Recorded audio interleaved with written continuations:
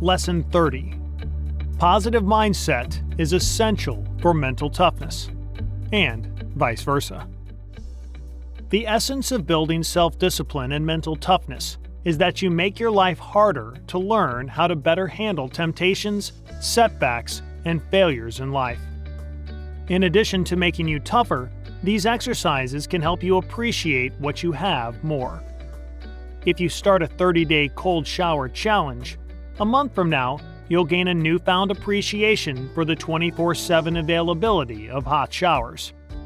If you start learning a foreign language as a native English speaker, you'll become more appreciative of the fact that you already speak the most important language in the world. If you skip food for 24 or 48 hours, you'll gain more gratitude for the fact there's always food in your fridge, and you'll enjoy its taste more too. Gratitude is one of the keys to happiness. It improves mental and physical health, helps make friends, reduces aggression, increases empathy, and alleviates stress and trauma. Working on your self-discipline and mental toughness will help you become a more successful person.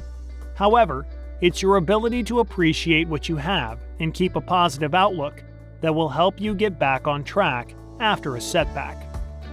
Easy temptations, like not eating cake during a diet, not wanting to put on jogging shoes, or hitting the snooze button instead of waking up early, can be dealt with self-discipline alone.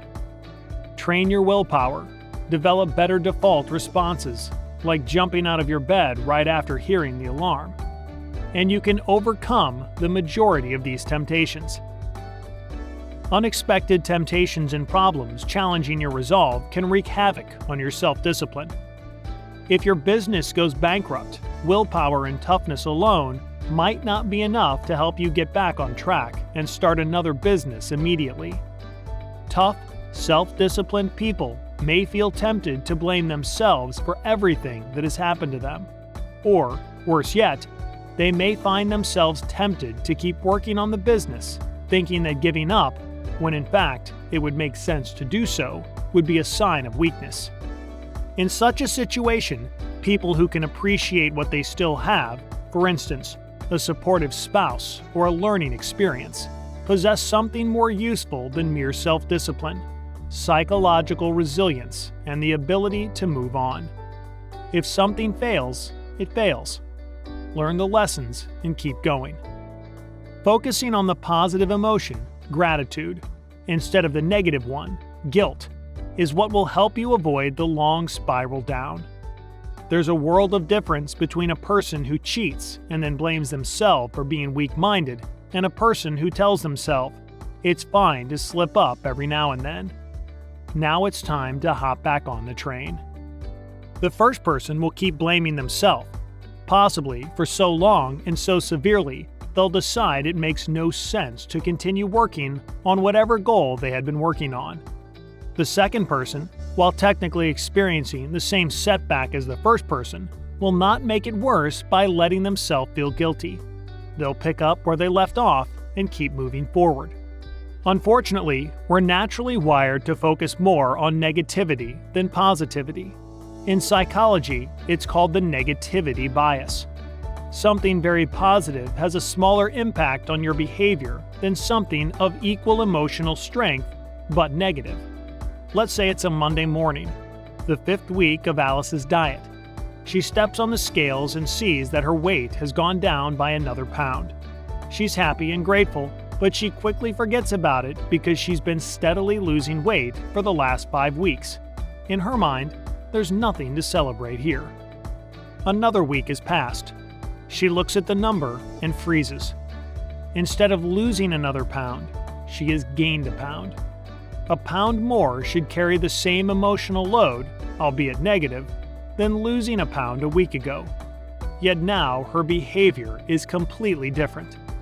She doesn't forget about it right after stepping off the scales. She keeps thinking about it for the entire day, if not the entire week. She thinks she messed something up, or maybe her diet just no longer works, and it's better to give up than experience yet another letdown next week. Can you see how easy it is to destroy your progress by putting too much focus on negativity?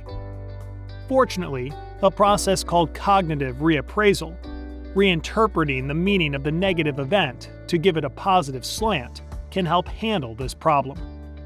In Alice's case, we can reinterpret it in a few different ways. She can either reinterpret it as gaining a pound of water, thus making it a short-term problem. Then, it wouldn't be a sign of her diet losing its effectiveness, but just a temporary condition, which should prevent any emotional behaviors from happening. She can reinterpret it as gaining a pound of muscle. In some people, it's possible to burn fat and gain muscle at the same time, and that would be even better for Alice's physique than losing a pound of fat alone. She can also reinterpret it as an opportunity to take a closer look at her diet and make sure she's been faithful to her resolutions. Perhaps she slipped up and didn't notice it. A pound gained this week can help her reverse the trend before it gets worse. You can use cognitive reappraisal for every similar situation to change its meaning and stop yourself from falling into despair.